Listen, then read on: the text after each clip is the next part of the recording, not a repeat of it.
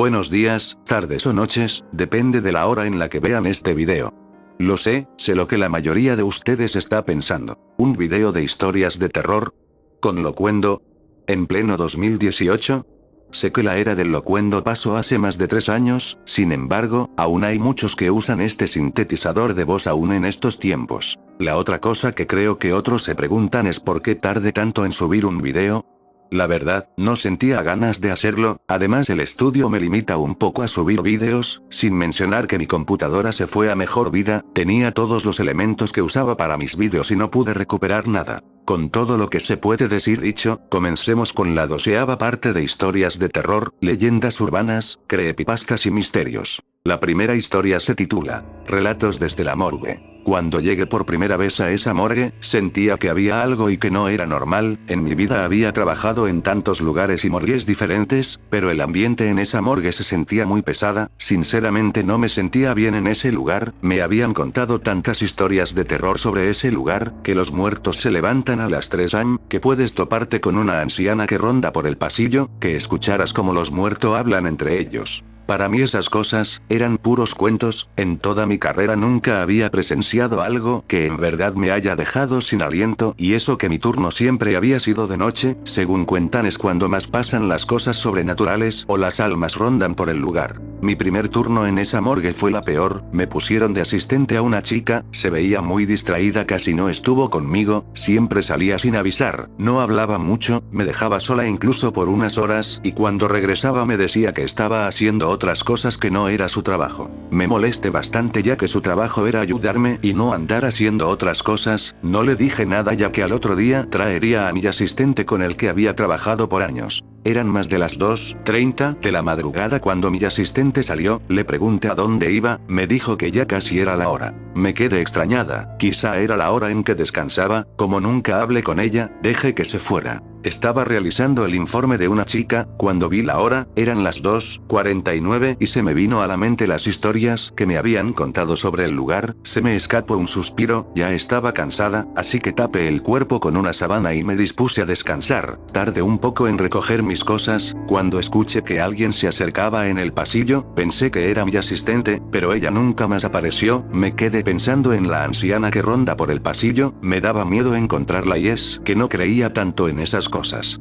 Pegué un brinco cuando mi reloj sonó, indicando que ya eran las 3. Sin darle importancia decidí salir de ese lugar, estaba a punto de hacerlo cuando de repente se apagaron las luces, una sensación de terror se apoderó de todo mi cuerpo, empecé a escuchar voces, risas diabólicas por todos lados, encendí la linterna de mi teléfono y lo que vi me dejó helada, todos los cuerpos permanecían sentados sobre la mesa en el que estaban, casi me desmayaba, quise salir de ese lugar pero mi cuerpo no respondía, por unos segundos me quedé observando cómo los cuerpos hablaban entre ellos. Después de eso ya no supe nada, ya que al día siguiente amanecí en una de las salas del hospital, nadie me preguntó qué había pasado, al parecer todos ya sabían de lo que vi, al rato llegó uno de los doctores, el más veterano del lugar, sin preguntar nada me dijo: sé lo que viste, qué mala onda de que te hayan dejado sola y sin avisarte nada, ¿de qué habla doctor? Hace tiempo llegó una anciana grave al hospital, nadie supo de lo que padecía ya que le hicieron varios exámenes y no le encontraron nada, pero se veía bastante mal. Pasó unas noches en este hospital y en todas esas noches pedía a gritos que no la dejaran morir. Una madrugada a las 3 para ser exactos, la anciana se dirigió a la morgue del hospital y con un bisturí mató a uno de los forenses y a una de sus asistentes. Según supe, la anciana había hecho un pacto con el diablo para salvarle la vida a una de sus nietas que padecía una enfermedad incurable. Cuando realizó el crimen la anciana ya estaba muerta y quien mató a los doctores fue el mismo diablo que utilizó el cuerpo de la anciana, por eso a las 3 el diablo viene a jugar con los muertos, haciendo que hablen, incluso hasta que se levanten. Me habían contado esas cosas pero yo no creía y la chica que me dejaron de asistente no me mencionó nada. ¿Qué chica? Aquí no hay ninguna chica de asistente. ¿Cómo que no? Era una chica distraída, me dejaba sola a veces, casi no hablaba mucho. Niña, si yo fuera tú, ya no regresaría a esa morgue, la chica que dices seguramente es la misma que mató la anciana. No puede ser, si estuvo conmigo casi toda la noche. La morgue quedó embrujada desde ese día, ni la anciana, ni el doctor y su asistente han querido dejar este lugar. Dicho esto, el doctor salió de la sala y yo me quedé pensado en qué hacer, si seguir trabajando o no en esa morgue. Lo que vi me dejó traumada, así que ya no quise volver más. En un hospital de mi ciudad, necesitan un médico forense que tenga el valor de trabajar después de las 3 am. ¿Aún siguen esperando? ¿Conoces uno tú? La historia no estuvo del todo mal, lo que me preocupa es que a alguien le guste hacer ese tipo de trabajos. A mí en lo particular, no me daría miedo estar al lado de un muerto, pero no me interesa la idea de trabajar en una morgue. Más que miedo, me sentiría un tanto incómodo. Dejando eso de lado, pasemos a la siguiente historia: despedida. Me desempeño como médico general en una clínica de la Ciudad de México, y he visto un sinnúmero de situaciones tristes, milagrosas y hasta extrañas en las que la razón no les haya explicación. Hace tiempo, cuando realizaba mi servicio social en uno de tantos hospitales generales, conocí a un joven médico que, al igual que yo, realizaba sus prácticas en el mismo lugar. De trato amable y de sobrado interés por el servicio, de tal suerte que mantuve una estrecha y sincera amistad con él.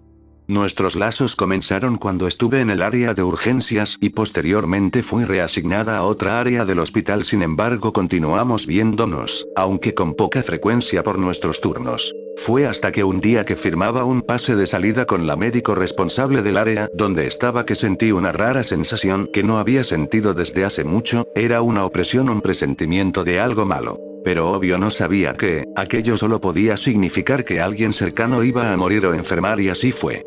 Apenas terminé de sentarme en una silla para mitigar la abrumadora sensación cuando una médico compañera de él entra en la oficina con una mala noticia. Mi amigo había sufrido un serio problema cerebral y se encontraba grave, de tal manera que lo internarían en el área donde estaba de turno y que estaría a cargo de la doctora que me firmaba el pase. Así de incierto era el destino, y eso me produjo una opresión en el pecho que me hizo estremecer de tristeza. Recuerdo que era un fin de año. La triste tarea de revisarlo me tocó a mí. Estaba en observación con sus ojos cerrados y hacía ruidos con su boca intentando decir algo. Sus movimientos eran torpes y no reconocía a nadie. El atenderlo era una tortura para mí. Sentía que me iba a derrumbar, y más, porque en su condición no mejoraba. El diagnóstico era desalentador: su cerebro tenía un daño progresivo e irreversible. Al paso de 2 agobiantes semanas, un 31 de diciembre que llegaba a mi turno, me informaron que mi amigo no lo había logrado y finalmente murió. Algo en mí se quebró, estaba abrumada y aguanté el llanto lo más que pude durante todo el turno. Al salir, lo primero que hice fue comprarle unas flores y llevárselas a donde lo estarían velando para darle el último adiós. Al llegar a la funeraria serían como las 2 p.m. y extrañamente no había nadie en las capillas velatorios. El lugar era muy lujoso, con muchas prestaciones para los dolientes. El estar en las salas era muy confortable y silencioso. Al estar frente a la sala donde estaba su ataúd, no evité sentir el aire helado que salía del clima y sentí que me empequeñecía al verlo ahí. Me fui acercando poco a poco y mientras caminaba una rara sensación me invadió de nuevo. No quería verlo tendido, pero sería la última vez que lo podría hacer. Decidí dejar las flores por un lado en un florero vacío. Era extraño, pero no había ninguna corona o arreglo como era lo habitual. Escribí una nota de despedida en un libro que había ahí para tal fin. Mientras lo hacía, un duro sentimiento de perdido hizo que me sentara en uno de esos cómodos sillones y lloré mi duelo. Tenía mis manos en el rostro y pensaba en el momento que conocí a mi amigo. Recordaba, y de pronto esa visión fue interrumpida por un crujir muy fuerte. Fue el sonido de algo romperse que me alertó, y al levantar la mirada no vi nada que se haya caído o roto. Me quedé en silencio y una vez más escuché el crujido. Entonces, para mi sorpresa, me di cuenta que el ruido venía del interior del ataúd. Aún no terminaba de digerir la impresión cuando escucho de nuevo el ruido. Pero esta vez noté que la tapa del féretro se movía como si algo en el interior tratara de salir. Eso hizo que me pusiera de pie alertada. Era imposible, eran mis nervios. Caminé lentamente hacia el ataúd para cerciorarme, y antes de que pudiera asomarme, escuché otro ruido atrás de mí. Al voltear vi que todo estaba apagado: la cocineta donde estaba una cafetera humeando, un par de baños cuyas luces permanecían apagadas. Al principio pensé que alguien había llegado, pero solo se escuchaban murmullos en el exterior. Estaba sola. Sentí un frío que me incomodó. La sala climatizada parecía un congelador y no podía subirle, así que me abrigué con mi saco y volví al sillón. Al darme la media vuelta, me quedé paralizada. Sentí por un momento que mis piernas no me respondían y que de un momento a otro iba a caer ahí desmayada. Mi corazón comenzó a latir fuertemente y sentí que se me salía del pecho.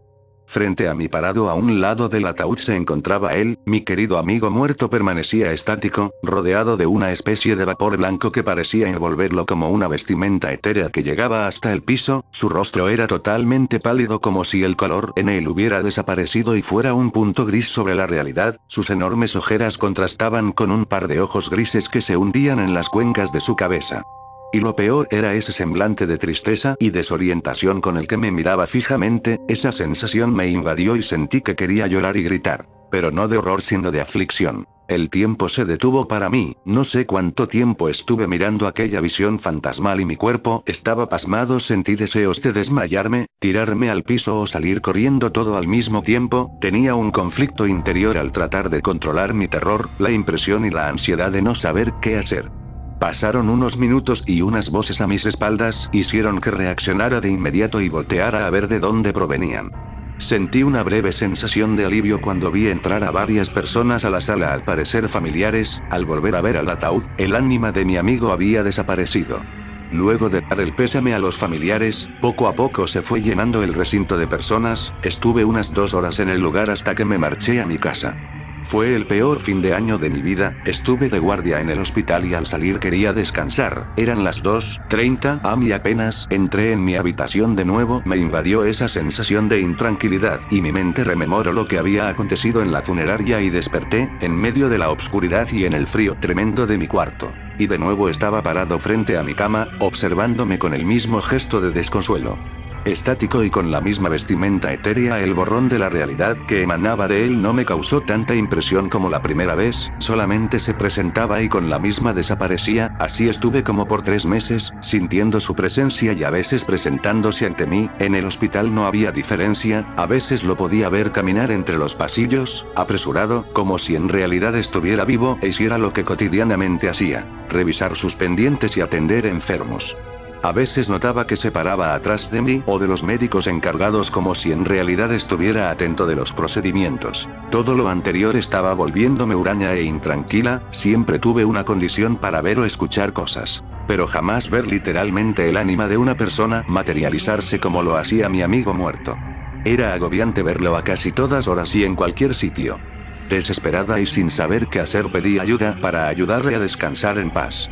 Unas personas que se dedicaban a estas cuestiones me dijeron que lo primero que debía hacer era aceptar su muerte y le dejara de llorar, era cierto, lo hacía casi a diario, como llamándolo y deseando que estuviera conmigo. Después durante la noche encendí una veladora blanca e hice una pequeña oración en la que me despedí de él y le dije que necesitaba que descansara en paz, que de verdad me dolía su partida y le prometí que lo recordaría por siempre y que lo llevaría en mi corazón. Esa misma madrugada de nuevo lo volví a ver, parado frente a mi cama, silenciosamente y luego de un rato de verlo, me di cuenta en que su rostro no había ese gesto de angustia, en cambio se veía tranquilo. Luego de unos segundos se desvaneció ante mis ojos. Nunca más lo volví a ver en mi habitación o en el hospital y siempre lo recuerdo con mucho amor y nostalgia. La historia es algo repetitiva para mi gusto, pero luego de tanto tiempo sin hacer esto creo que he perdido el toque para hacer este tipo de cosas, ni modo tendré que hacerlo de todas formas, espero que sean pacientes conmigo. Historia de los días lluviosos. Las gotas de lluvia viajaban del cielo a su ventana, realizando una danza graciosa y oscureciendo el panorama. Cuando esto sucedía, ella solo quería sentarse ahí, viendo hacia afuera, para contemplar esa cadencia con la que venían a estrellarse contra su cristal. Con aquella taza de espumoso chocolate entre las manos, las veía con atención, intentando contarlas, y darle nombre a cada una de ellas. Pero, las traviesas gotas sospechaban sus intenciones e intencionalmente cambiaban de lugar, se revolvían bailando alegremente para que ella no pudiese lograr su cometido. Entonces aquella práctica se extendía por horas, en las cuales ninguna cedía, la muchacha quería clasificarlas y ellas confundirla hasta que ambas caían dormidas, ella recargada sobre su ventana, y las gotitas abrasadas, para que no las sorprendiera y las contara. Mientras la joven se dejaba atrapar por sus sueños, alguien más quedaba atrapado en su belleza, subía hasta la ventana, la veía, intentaba acercarse, se arrepentía, daba la espalda, se alejaba, pero no mucho, era más fuerte su deseo de contemplarla. Así que volvía y flotaba justo frente a sus ojos, clavando en ella muy fuerte la mirada, intentando traspasar su piel, su cráneo y llegar directo a su cerebro, para formar parte de sus sueños. Era tanta la fuerza de este espectro que lograba perturbar su descanso. Ella despertaba agitada, incómoda, asustada y veía aquella vaporosa figura propagarse en los alrededores, dejando muy bien marcada en la ventana la huella de su mano que intentaba alcanzarla. De esta manera le hacía saber que estaría cerca, observándola cada vez que cerrara los ojos, acechándola algunas veces desde los rincones oscuros, intentando siempre ser parte de su vida. Más allá de una simple mentira, se encuentra la verdad de todo, algo que la gente busca con gran esmero y desesperación, algo que les hace querer desaparecer de la existencia al verla, algo con lo que no pueden lidiar, algo que no pueden manejar. Eso es, su propia oscuridad. Muy cautivadoras palabras para ti. No lo sé con exactitud, pero creo que me he puesto algo sentimental por volver a hacer estos vídeos. De cierto modo te entiendo. Bueno, creo que es hora de que el video se ponga algo más interesante ahora que estás aquí. Necesitarías más de una vida para lograr entenderme. Soy una triste alma errante que vaga sin rumbo de un lado a otro, ¿me ves? ¿No? Soy la oscuridad con la que hablas cada noche antes de irte a dormir y soy la maldad que hace que tu corazón se acelere. Pero por ahora, te asustaré de otra forma, con leyendas urbanas. El Pozo de las Cadenas. En el pueblo de Tecate, ubicado al final de la Rumorosa, se cuenta que en tiempos de la Revolución Mexicana, alrededor de 1910, vivía un matrimonio de personas muy pacíficas y trabajadoras. Eran una pareja sin hijos. El señor se encargaba del cultivo de las tierras y su esposa se encargaba del cuidado de la casa. En aquella época no había mucha gente en los alrededores y los caminos eran simples brechas secas marcadas sobre el árido paisaje, vetas polvorientas por las que a veces pasaban los caballos levantando polvaredas con su andar. Un día aparecieron unos hombres que llevaban varias horas caminando bajo el sol ardiente.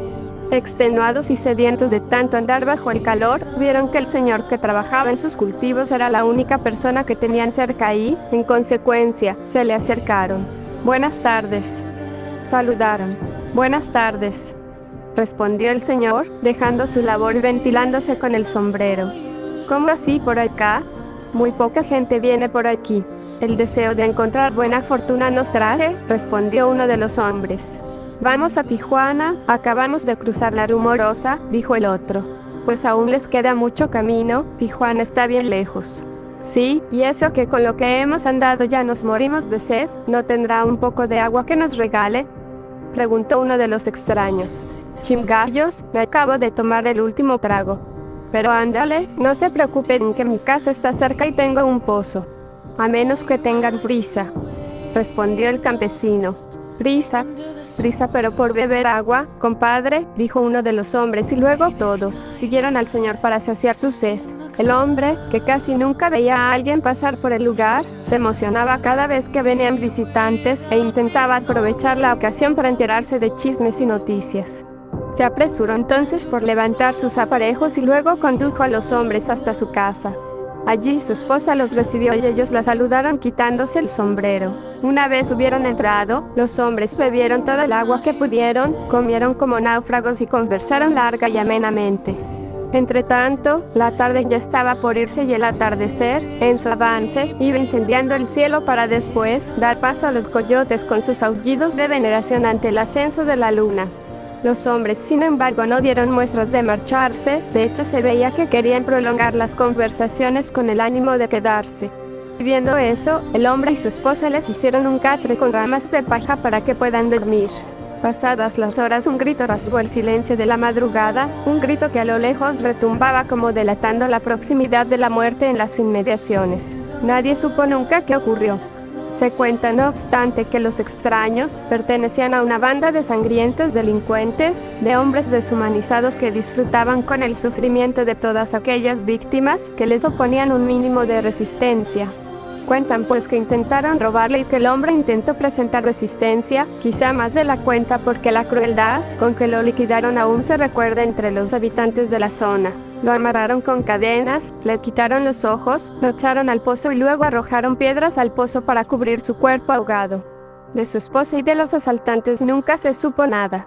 Tal es al menos la versión que se tiene sobre su muerte, versión de la que muchos no dudan, sobre todo quienes cuentan que hay noches en que cerca del pozo se oyen ruidos de cadenas, gemidos de llanto e incluso escalofriantes alaridos de desesperación. Dicen que pena en busca de su esposa desaparecida y de los malditos que la asesinaron. Dicen que por las mañanas se pueden ver con claridad las huellas de sus pies encadenados, que a veces se escucha como si lanzaran piedras al agua del pozo a pesar de que no hay nadie cerca que las lance. Incluso hay quienes aseguran que cuando han pasado cerca del pozo en la madrugada, han escuchado burbujas, tal y como si alguien o algo en el interior del agua las estuviera produciendo. Los pocos que se han atrevido a mirar cuentan haber visto un rostro grande, de un espectral azul blanquecino, gritando con los ojos inundados de angustia, y ascendiendo como para querer contactar con el asustado visitante. La ciudad de tus pesadillas te llama, ¿puedes oírlo? La ira de todas las personas que lastimaste y heriste, su llamado te susurra cada vez que te das la vuelta. Al dormir sueñas con ella cada noche, de día te burlas de ella, paradójicamente al llegar la noche, recuerdas su nombre y cómo luce a donde se fue tu valor. No eres más que alguien patético que dice no temerle, pero cuando estás solo en su territorio no puedes dejarla. Dejando eso de lado, hay que seguir con el video. Dile a mis padres. Sandra siempre había sido una adolescente conflictiva, sus notas empeoraban cada vez más, discutía continuamente con sus padres y desobedecía sus instrucciones cada vez que se daban la vuelta. Sus progenitores estaban desesperados, no querían que la chica perdiera el curso. Las habladurías sobre lo fácil que era con los chicos ya habían llegado a sus oídos. A sus ojos ella seguía siendo la misma niña a la que tenían que cambiar los pañales y vieron dar sus primeros pasos con 1 año de edad. Pero lo cierto es que Sandra ya se consideraba a sí misma una mujer. Con 16 años se creía lo suficientemente madura como para tomar sus propias decisiones, y molestar a sus padres se había convertido en el más divertido de sus pasatiempos. Cuando salía de fiesta llegaba siempre un par de horas después del toque de queda, tenía cada vez peores compañías y el desfile de novios parecía no terminar nunca. Pero el detonante definitivo fue cuando sus padres encontraron una prueba de embarazo en su cuarto de baño. Malo era que la niña se hubiese hecho mujer, pero más preocupante era que además lo hiciera sin protección. Los padres estaban destrozados, amaban tanto a su única hija que sin saberlo le habían consentido demasiado y se había convertido en una arpía, en una manipuladora a la que ni sus propias compañeras de instituto soportaban. Era la típica niña mimada que hacía siempre lo que quería y cuando quería. Por el contrario, sus padres eran excelentes personas, queridos y respetados por todos sus conocidos, aunque se habían volcado en atenciones a una hija que nunca les devolvió el amor que la profesaban. Pero todo había llegado demasiado lejos, debían escarmentarla y controlar su comportamiento. Castigarla sin salir hasta que acabara el curso les pareció la única opción, incluso estaban barajando la opción de enviarla a un nuevo centro el año que viene. Uno que era conocido por lo estricto de sus profesores y los excelentes resultados para domar a fierecillas como Sandra. La adolescente por supuesto no estaba dispuesta a respetar el castigo y mucho menos esa noche, así que fingió un dolor de cabeza para irse temprano a dormir, algo realmente impensable en ella. Cerró la puerta, apagó la luz y escondió bajo las sábanas unos almohadones para dar el aspecto de que había alguien durmiendo. No era la primera vez que lo hacía, y descender por el tejado que había junto a su ventana le resultó una tarea fácil. El novio le esperaba un par de calles más allá con un potente todoterreno que seguramente pertenecía a sus padres. Nada más subir le plantó un beso con lengua y le ofreció un trago de tequila con una botella que ya estaba casi por la mitad. Entre risas y con la música a todo volumen, salieron hacia la fiesta de Alicia, una chica que había repetido varios cursos e incluso había sido detenida por la policía en 2 ocasiones, probablemente la joven más peligrosa y temida del instituto. Sandra llevaba semanas hablando de esa fiesta ya que Alicia había prometido que con su mayoría de edad compraría todo el alcohol que pudiera y montaría la fiesta más salvaje que jamás pudieran recordar. Al llegar allí se encontraron exactamente con lo que Sandra se había imaginado. La gente bailaba junto a la piscina medio desnuda, pocos habían sido avisados para que llevaran un traje de baño por lo que la mayoría estaban en ropa interior. En la zona de la barra decenas de botellas coronaban unos juegos en los que se retaba a la gente a beber por un embudo, o se organizaban torneos de chupitos.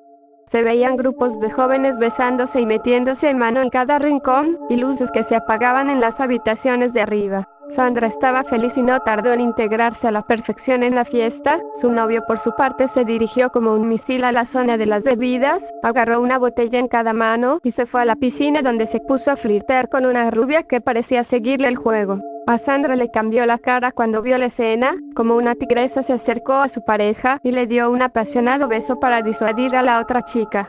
Pero el chico le dijo: esta es mi vecina, la pobre no tiene cómo regresar a casa y con la ropa mojada no puede llamar a un taxi, voy a acercarle un momento a casa y regreso a la fiesta en unos minutos. Sandra, que no era tonta, no estaba dispuesta a dejar que su chico se fuera con una cualquiera.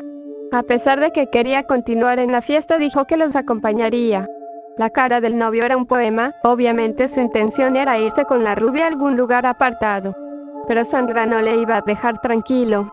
Así que a regañadientes montó con las dos chicas en el coche y, enfadado como iba, bebía trago tras trago de una de las botellas que se había llevado de la fiesta. Sandra, que conocía bien al chico, sabía que ella había bebido demasiado, pero tenía una cara de furia que le indicaba que era mejor no recriminarle nada. 10 minutos después y con el vehículo haciéndose por la evidente borrachera del chico, llegaron a su destino. La chica rubia se bajó del coche y guiñando un ojo le dijo: gracias, vecino, otro día nos vemos por el barrio. Sandra sabía que el chico no vivía por la zona, por lo que no tardó ni un minuto en enfrentarse a su novio gritando y empujándole mientras conducía de vuelta a la fiesta. Él, realmente borracho y enfadado, conducía a toda velocidad mientras forcejeaba con ella. De repente se encontraron con una fuerte luz de frente, el impacto fue brutal. Sandra, que no llevaba el cinturón puesto, fue la única que no murió en el acto. Salió despedida del todoterreno y se golpeó fuertemente contra el techo del otro coche y después contra un árbol. Su cuerpo quedó tendido junto a la carretera, mientras los dos vehículos se habían convertido en un amasijo de hierro y trozos de carne destrozada, carne que pertenecía a su novio y a una pareja que viajaba en el otro coche, una pareja que no había tenido culpa de nada y que se había encontrado con el vehículo de un borracho mientras avanzaba correctamente por su carril. La policía y un equipo de urgencias llegó al lugar a los pocos minutos. Sandra aún estaba con vida aunque el golpe había sido mortal.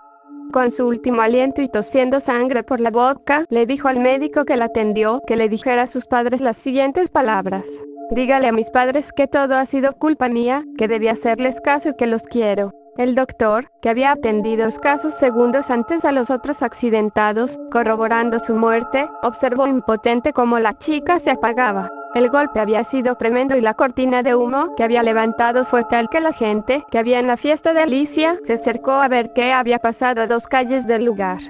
Una de las amigas de la infancia de Sandra la reconoció antes de que la cubrieran con una manta. Doctor, ella es mi amiga. ¿Qué ha pasado?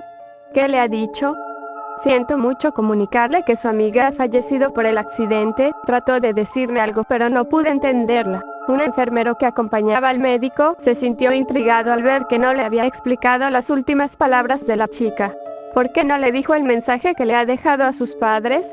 El doctor apesadumbrado le contestó: no sabía qué decirle, la pareja que ha muerto en el otro coche eran sus padres. Al parecer los padres habían descubierto el engaño de su hija y habían ido a buscarla a la fiesta de la que llevaba hablando semanas. Al llegar allí y no encontrarla, decidieron volver a casa para ver si había regresado.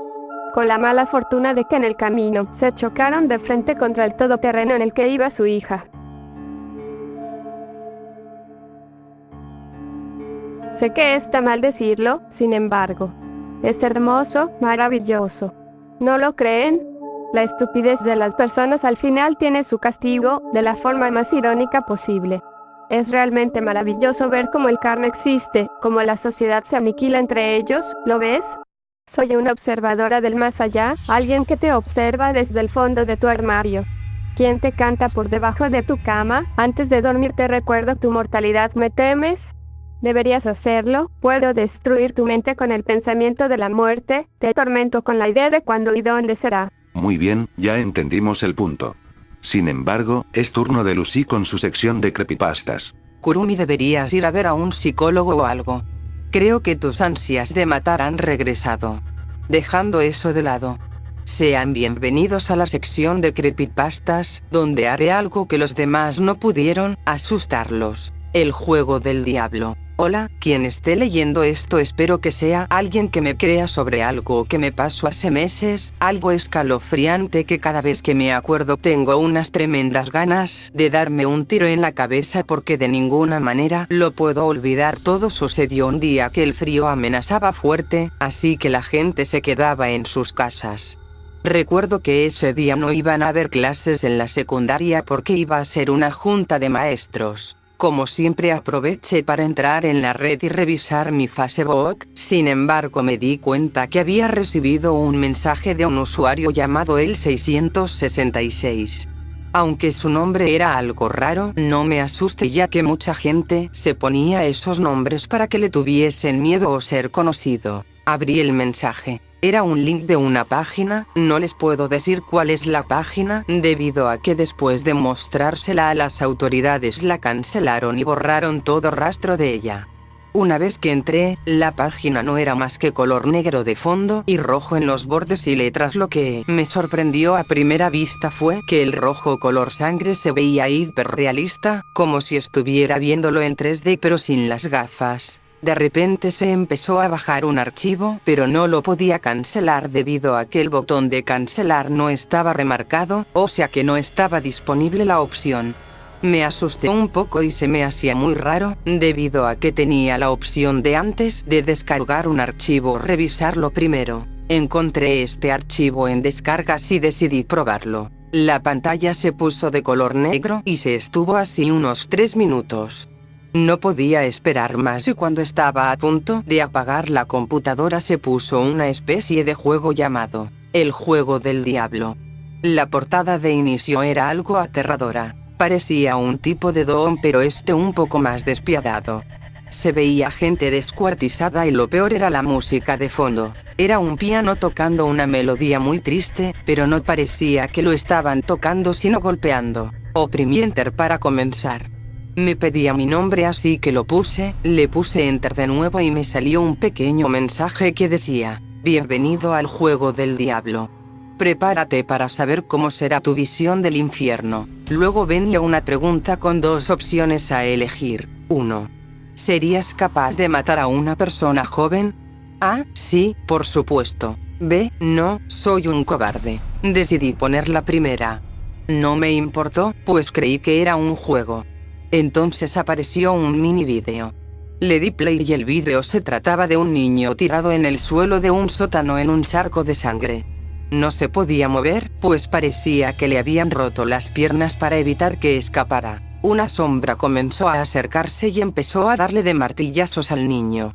Lo único que se oía del niño es que estaba llorando y gritando, mientras que el del martillo lo silenciaba a golpes.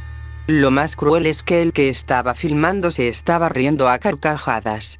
Por último se ve una toma del niño diciendo entre susurros: tú me hiciste esto, y el video termina. Me asusté mucho y estaba a punto de apagar la computadora, pero salió otro mensaje diciendo: ¿te vas tan pronto?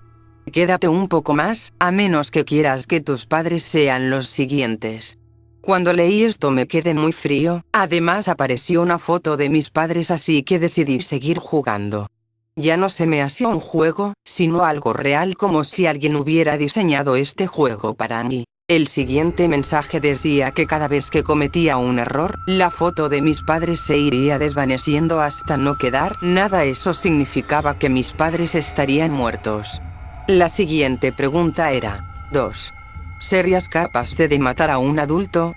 Las opciones eran las mismas. Por supuesto no. Quería poner la opción no, pero cuando estaba a punto de darle clic, apareció una vez más la foto de mis padres desvaneciéndose poco a poco. Me asusté y una vez más decidí poner por supuesto. El video esta vez se trataba de un hombre atado a una silla con un solo ojo, como si le hubieran sacado el otro. Estaba diciendo: ¿dónde está mi hijo, cerdos malagradecidos? A lo cual los hombres respondían: está muerto como tú lo estarás. Parecía que era padre del niño del vídeo anterior. Le empezaron a dar de golpes hasta que uno sacó una motosierra cortándole un brazo al hombre. La pantalla se batió de sangre y ya no lograba ver nada. El camarógrafo la limpió con la mano, revelando al hombre con la boca destrozada, los pocos dientes que le quedaban colgando y la mandíbula inferior colgando. Uno le dijo, eso es para que te calles. El vídeo termina. Yo me encontraba inmóvil, vomitando sobre el suelo y teclado de la computadora. Entonces aparece la última pregunta. 3. ¿Serías capaz de matar una mujer? Como no quería ver morir a mis padres, le puse que sí. El vídeo trataba de una mujer sin piernas arrastrándose, diciendo entre lloriqueos, ¿dónde está mi hijo? Los lloriqueos eran tan fuertes que quebraban a cualquiera en pedazos. La pobre mujer era golpeada mientras la pisaban hasta que se quedó inmóvil. El vídeo acaba.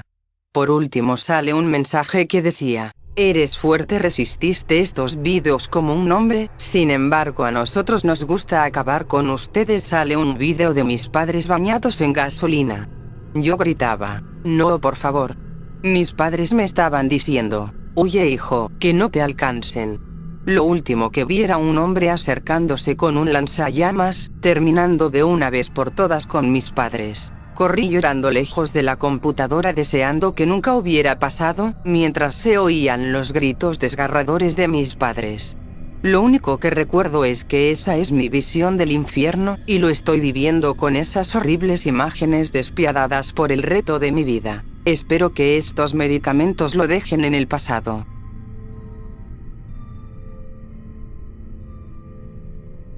El latido del amor, el querer proteger algo. El sentimiento que te orienta a ser mejor persona, un mejor ser, un impulso. Tan solo momentáneo, sabes que cuando se acabe el amor, te traicionará y se irá con otro. Pocos pueden decir que pueden dar la vida por otros, sin embargo, solo un par lo haría de verdad. Los humanos no son más que seres hipócritas sin remordimiento. Solo les importan ellos mismos.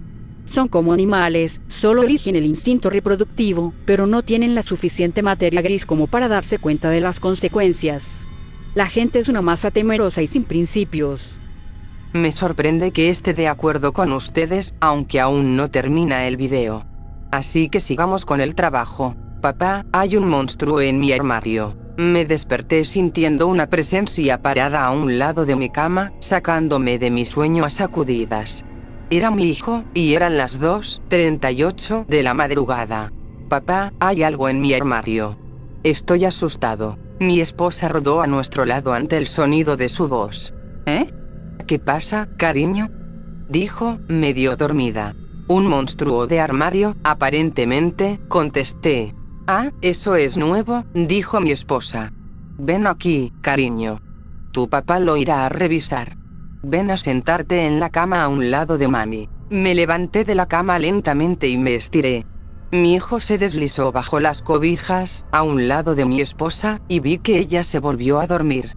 Le dije, ¿segura que no quieres venir? Puede que se nos necesite a ambos para derrotar a la cosa. Nah, tú puedes, bebé. Creo en ti, dijo con una sonrisa de complicidad.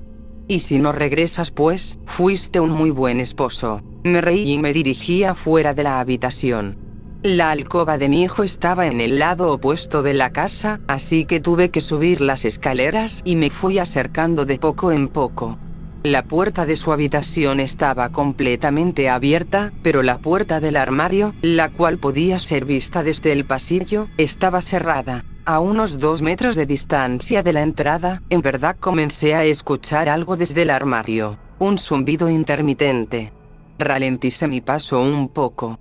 Mi primer pensamiento fue que quizá era una tableta o algún otro dispositivo bajo una pila de ropa que reproducía algún tipo de sonido ruidoso una y otra vez. Sea que lo fuera o no, fui precavido y recogí un bate que se encontraba a un lado del tocador de mi hijo.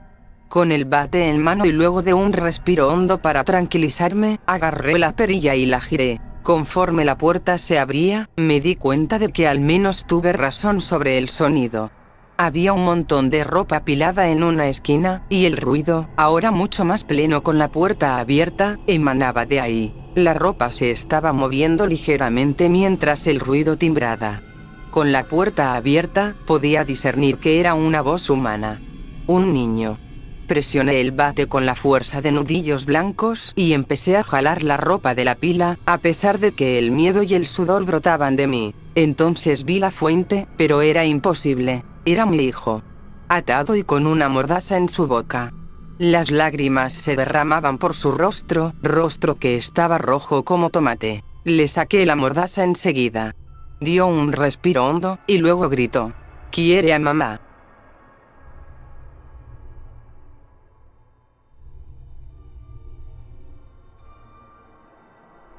La mejor parte del día ha terminado, solo volvemos una vez en el año. Quisiera quedarme un poco más, sin embargo, hay un ruido en el otro lado de la pantalla que quisiera ver qué es. Posiblemente sea una pequeña voz que dice ser tu conciencia, pero, ¿por qué suena tan callada y no suena como antes? Terminemos con esto de una buena vez. La mayoría de la gente se suele ir antes de que termine el video. Para el que escuche esta parte, comente el próximo tema del video. Sin nada más que agregar. Es hora de la sección de misterios, así que pongan atención. El aterrador caso de la casa que sangraba. Las casas sangrantes son fenómenos que a lo largo de la historia se han presentado y repetido varias veces. En la mayoría de los casos no se ha logrado obtener una explicación lógica, verosímil o científica. Esta vez, este increíble acontecimiento pasó en Atlanta, en el año 1987 en la casa de una pareja de ancianos. El impacto fue tal, que hasta el New York Times llegó a introducirse dentro de este caso. Un inesperado, terrorífico y sangriento hallazgo. La pareja, que estaba formada por Minnie y Will Winston, dormía tranquilamente la noche del 8 de septiembre de 1987 en su casa situada específicamente en el 1114 Fountain Drive de la ciudad de Atlanta, en Estados Unidos. Minnie tenía 77 años y Will 79 para este momento. A medianoche, Minnie se levantó para ir al baño y al entrar en él observó espantada y atemorizada lo que había encontrado. El suelo y las paredes estaban llenas de sangre.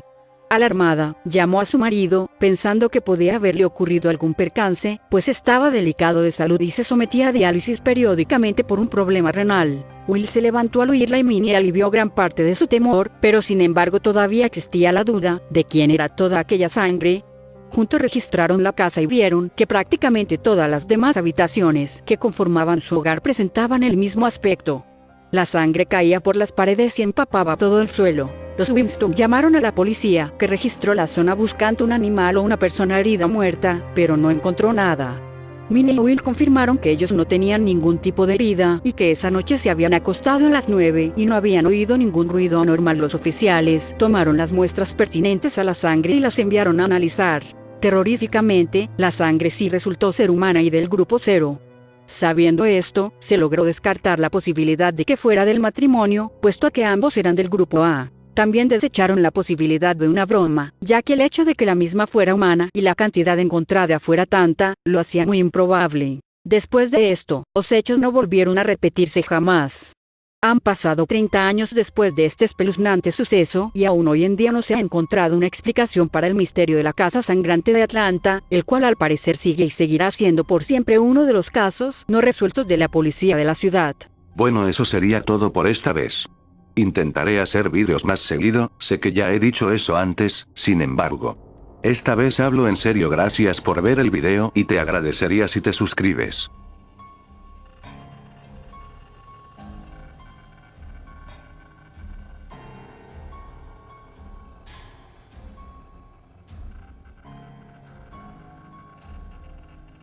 Es hora del bonus. Un pequeño regalo. Al crecer con gatos y perros me acostumbré al sonido de los arañazos en la puerta de mi habitación mientras dormía. Ahora que vivo solo es mucho más inquietante. No puedo dormir, susurró ella mientras entraba en la cama conmigo. Desperté con frío, abrazando el vestido con el que fue sepultada. No puedo moverme, respirar, hablar, oír, y está muy oscuro todo el rato. Si supiera que esto era la soledad, habría preferido la incineración. Mi hermana no deja de llorar y gritar en mitad de la noche. Visito su tumba y le digo que pare, pero no me hace caso. Algo horrible te sigue a todas partes. Mira a la izquierda, a la derecha, a tus pies, en el vestíbulo, debajo de la cama, pero nunca mires arriba. Odia que le miren a los ojos. Llegas a tu casa, cansado, después de un duro día de trabajo, y todas las luces están apagadas. Alcanzas con tu mano el interruptor de luz, pero ya hay otra mano ahí. Nunca antes había visto a una niña llorar tan desconsoladamente, y menos aún en un hospital abandonado. Cuando estás completamente solo, escucharás un sonido suave y espeluznante.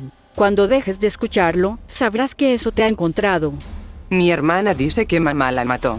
Mamá dice que yo no tengo ninguna hermana. Todas las noches a las 3 de la mañana mi casa empieza a oler a azufre y me despierto. Podría volver a dormirme si esa sombra del rincón dejara de mirarme.